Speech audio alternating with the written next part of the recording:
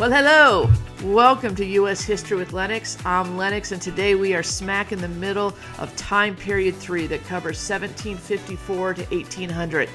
Our topic of discussion today is going to be the Constitutional Convention.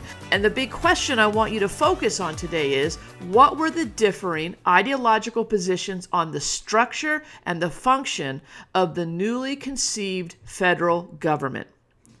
Now, if you remember correctly from our last video, the United States had been governed by the Articles of Confederation. And while the Articles did successfully get us through the American Revolution and had some positive aspects like the Northwest Ordinance of 1787, it was inherently weak and could not get the job done.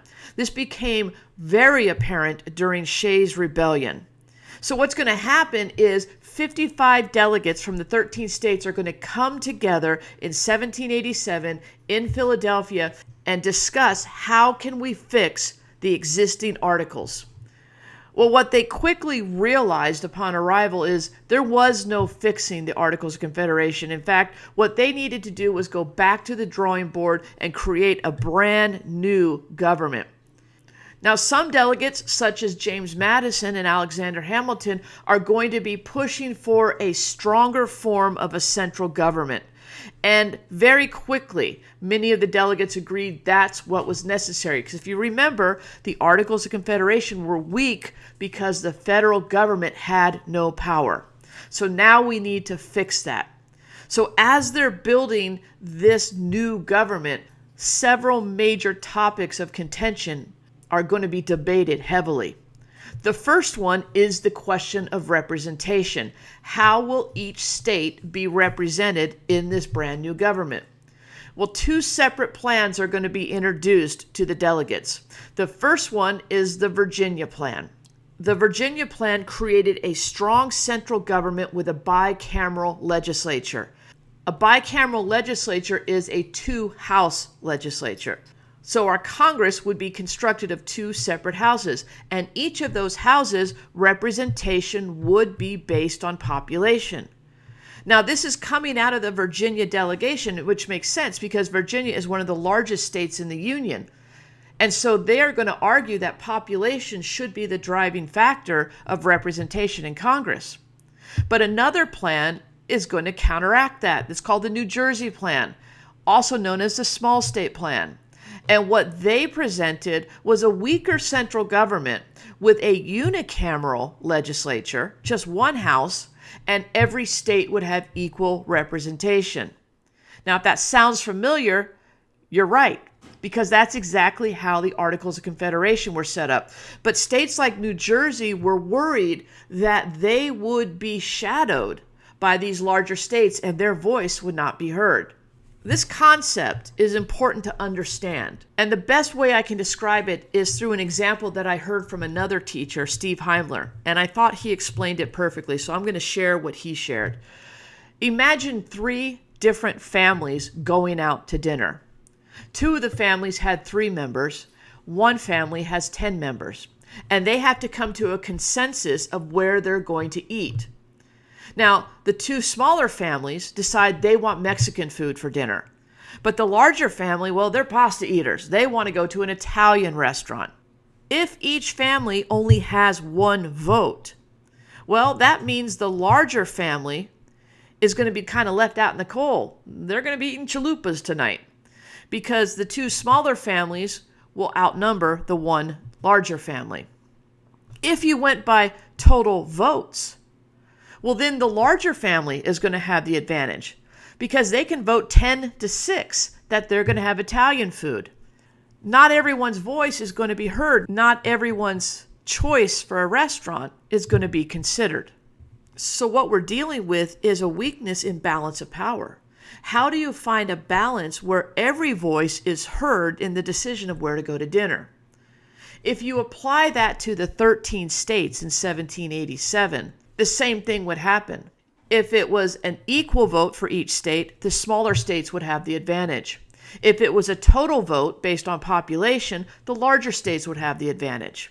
And in either scenario, no one wins. So what they came up with at the Constitutional Convention is what is known as the Great Compromise. basically a combination of the Virginia and the New Jersey plan. The Great Compromise set up a bicameral legislature, a two-house Congress with the House of Representatives and the Senate. In the House, representation would be determined by population, but in the Senate, every state would have equal representation. They also created it so all laws had to be passed by both the House and the Senate. This way, every voice is going to be heard. Well, once this compromise as far as representation was decided, another debate came up with regards of who do we count towards representation. Many of the southern states at this point are going to start arguing that slaves should count as population, which is kind of interesting because up to this point, slaves have never counted for anything equated to humanity. In fact, they were counted as property, not human beings. So the northern states are, why do you want to change the rules for this one particular situation, but not overall? At this point in our history, the northern states were starting to outlaw slavery, and we also saw a lot of the European countries start to outlaw slavery as well. Well, this was hotly contested among the delegates to the point where the southern delegation threatened to walk out if they weren't able to bring in slaves towards their population count. This will lead to another compromise referred to as the 3/5 compromise. And the structure of the 3/5 compromise is this. 3/5 of the slaves throughout the colonies would count towards population in the state which they resided. So essentially any state that had slaves, 60% of the slave population would be added to their total population numbers, giving them more representation into the House of Representatives. Now, be careful here. This doesn't mean that all of a sudden slaves had any rights. They were still not considered human. They were still considered property. It's not like 60% of slaves got rights all of a sudden. It was just a number in a ledger. Northern states, though, also wanted something in this compromise because they recognized that as European countries are outlawing slavery, it's going to be difficult to set up trade relationships with these countries while still justifying slavery in our country. So what they did was they put a moratorium on the transatlantic slave trade, meaning that in 1808, that would become illegal in the United States. The next question is, how do we choose our representatives? Well, the House of Representatives, it was decided, would be chosen by the people. The people would vote for representatives from their state, and each representative would serve a 2-year term. On the other hand, the Senate would be chosen by state legislatures. Each state legislature would choose 2 senators to represent their state, and they would serve a 6-year term. When it came to the executive branch, the president, a system of voting was established to protect the office from an uneducated population. There was a fear that the people of America were not educated enough to make a valid decision for who they wanted as president. So this is when the Electoral College was created. The Electoral College would give each state a certain number of electors. That number would come from the total number of representatives they had plus the number of senators they had. So if a state had 13 representatives and 2 senators, that means they got 15 votes in the Electoral College. This was also put in place to protect those smaller states as well, so larger populations couldn't control the elections. Each state would choose its own electors, and the choice of these electors was important because they wanted to make sure that those electors were suitable enough to make the decision on who should be president. Now, when it came to ratifying the Constitution, it was agreed that 9 of the 13 states had to agree to ratify the Constitution before it would become the law of the land. When that happened, 2 different camps sprung up. The Federalists, led by people such as James Madison, Alexander Hamilton, and John Jay, are going to argue for the passage of the Constitution.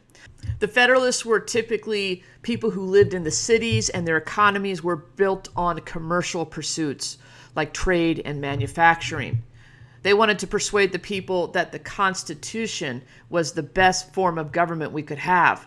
In order to do this, Hamilton, Madison, and Jay came together and wrote a series of essays called the Federalist Papers, arguing why the Constitution should be ratified. The other side were the Anti-Federalists. They came from an agricultural background, and they did not want to ratify the Constitution. They believed that it gave way too much power to the federal government. And their biggest complaint was there was no provision to protect the people from the government in regards to their personal liberties. So another compromise is going to be made, and this compromise is going to bring the two sides together. When the Federalists agreed to add a Bill of Rights to the U.S. Constitution for anti-Federalist support of ratification. The Bill of Rights would not only protect individual rights, but it would also protect from overreach by the federal government. So now we have a new government. Now we got to see if it works. That's on our next lesson. Thanks for watching. If you have any questions, go ahead and post them in the comments below, and we'll see you next time around.